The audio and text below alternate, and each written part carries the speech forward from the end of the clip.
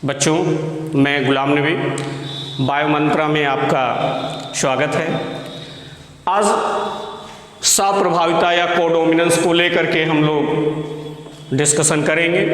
एक महत्वपूर्ण टॉपिक है जो मेंडल के प्रभाविता के नियमों के अगेंस्ट है, जो मेंडल के प्रभाविता के नियमों का पालन नहीं करता, अर्थात F1 प्रोजीनी जो है उन F1 प्रोजीनी में दोनों पेरेंट के कैरेक्टर साथ साथ अपीयर होते हैं। ऐसी दशा को हम सहप्रभाविता कहते हैं। यहाँ पे दोनों पेरेंट के कैरेक्टर आते हैं तो आप कहोगे कि इन case of codominance the F1 progeny shows the character of both parent simultaneously। F1 generation में दोनों पेरेंट के कैरेक्टर साथ साथ अपीयर होते हैं। लाइक दैट जब हेटेरोजाइगस कंडीशन में जोड़े के दोनों जीन, हेटेरोजाइगस कंडीशन में जोड़े के दोनों जीन स्वतंत्र रूप से अपना प्रभाव प्रकट करती हैं तो उनको सहप्रभावी जीन कहते हैं और इनकी आनुवांशिकता को हम सहप्रभाविता कहते हैं। जैसे बहुत सारे एग्जाम्पल सहप्रभाविता के हैं जो मेंडल के प्रभाविता के नियमों का पालन नहीं करते। जैसे आप देखेंगे कैटल पशुओं में उनके कलर, कोट कलर का एग्जाम्पल लिया जाता है। यूजली स्किन का कलर होता है कोट कलर, अर्थात उनके फर का कलर होता है। जो उनके रोम होते हैं उन रोम का कलर होता है जो स्किन कलर है यूजली। जैसे पशुओं में रेड कलर और व्हाइट कलर के पेरेंट होते हैं, होमोजाइगस होते हैं। रेड को हमने कैपिटल आर और व्हाइट को स्मॉल आर से रिप्रेजेंट किया है। ये पेरेंट हैं। इन पेरेंट में गैमेटोजेनेसिस के थ्रू F1 जनरेशन जो हमको मिलता है, इस F1 जनरेशन में जो ये एलील हैं कैपिटल आर और स्मॉल आर, हेटेरोजाइगस कंडीशन जो हमको मिला हुआ है, capital R small R heterozygous condition मिला हुआ है।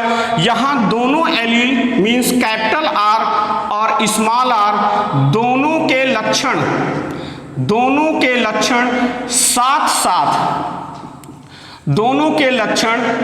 साथ अपीयर होते हैं, अलग अलग अपीयर होते हैं। जैसा आप देखेंगे कि जैसे पशुओं का, सपोज ये किसी पशु या किसी कैटल का बॉडी है, उस बॉडी पर आप देखेंगे कि व्हाइट कलर के पैसेज हैं और उन व्हाइट कलर की बॉडी पर ब्लैक कलर के पैसेज जगह जगह ऐसे बने हुए हैं। व्हाइट बॉडी पर ब्लैक कलर के पैसेज बराबर मात्रा में बने हुए हैं, अर्थात जो F1 प्रोजीनी हमारा है, इस F1 प्रोजीनी में दोनों पेरेंट के कैरेक्टर साथ साथ अपीयर होते हैं, अर्थात ये जो हमारा प्रोजीनी है F1 ये रॉन है।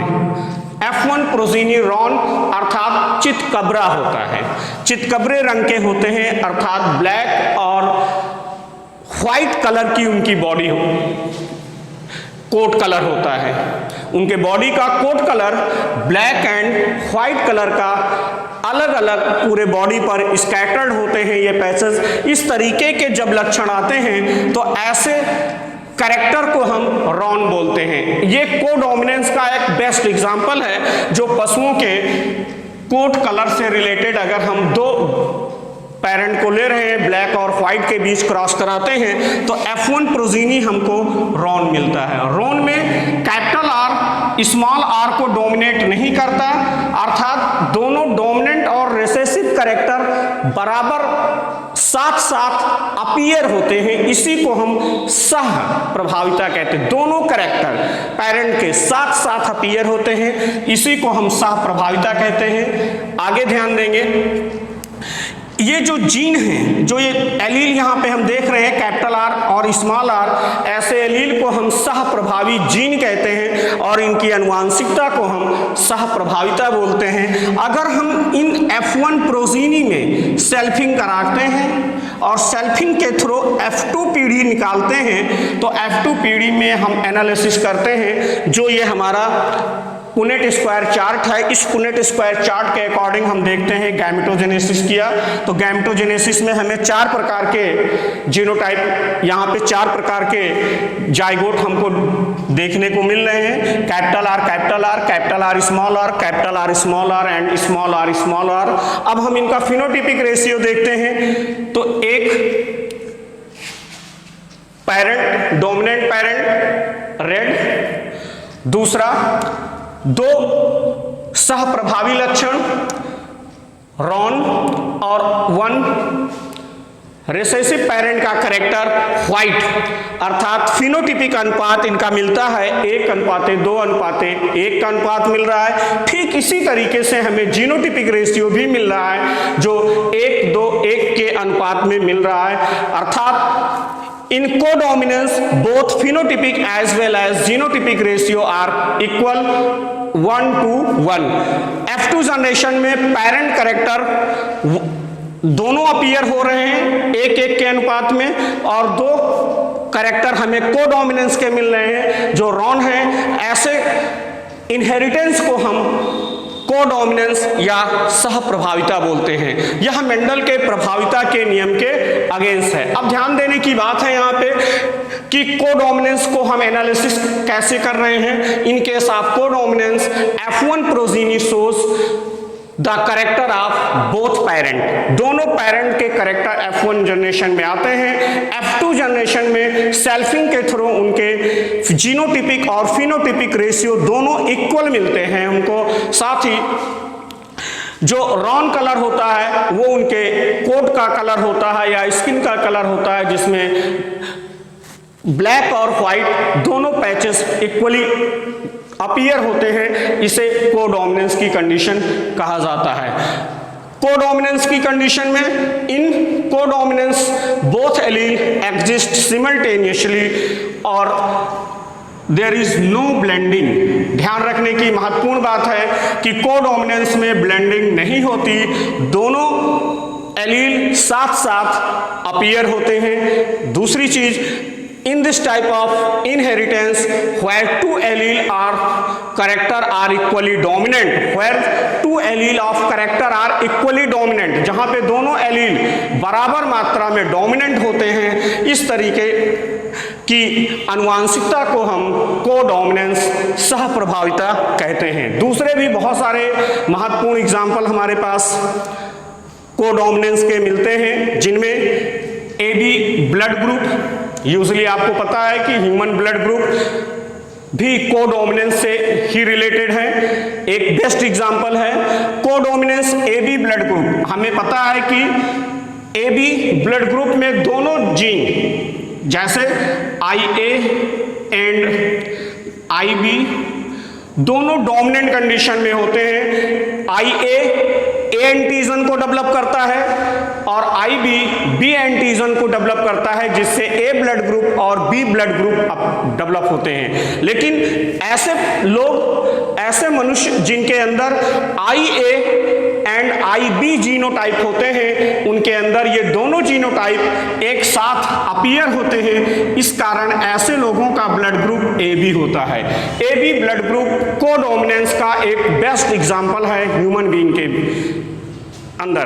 दूसरी चीज आपको ध्यान देना है, सिकल सेल एनीमिया का जो कैरियर होता है, ध्यान देंगे बच्चों, सिकल सेल एनीमिया का जो कैरियर होता है, जैसा आप देख रहे हैं HbA नॉर्मल कंडीशन होती है और HbS सिकल सेल कंडीशन होती है, अर्थात ऐसे लोग जिनका जीनोटाइप HbS एंड HbA होता है उनके 50%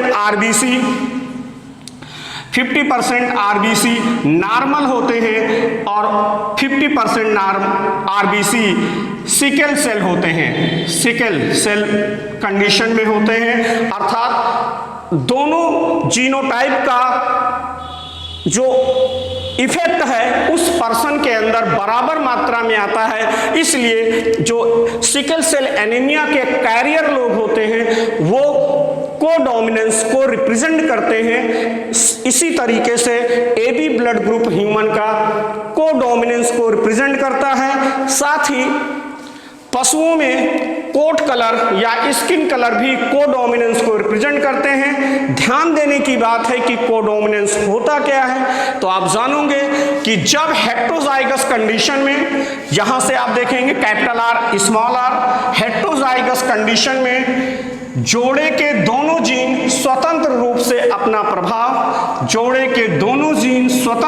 अपना प्रभाव प्रकट करते हैं तो उनको हम सहप्रभावी कोडोमिनेंट जीन कहते हैं तथा इनकी आनुवांशिकता को सहप्रभाविता कहते हैं। मीन्स हेटेरोजाइगस कंडीशन में कोई भी एलील रिसेसिव कंडीशन में नहीं होगा, दोनों बराबर मात्रा में अपीयर होंगे जिससे उनके अंदर दोनों जीन के लक्षण प्रकट होंगे।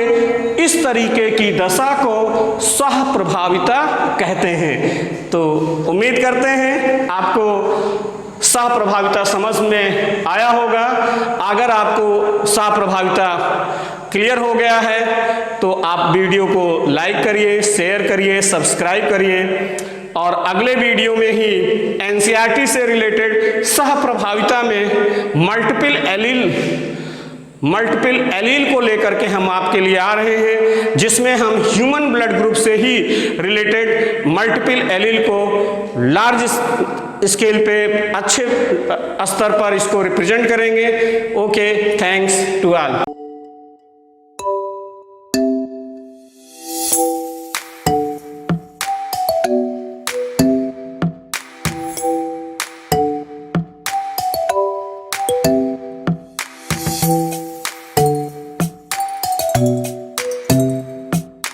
Thank you.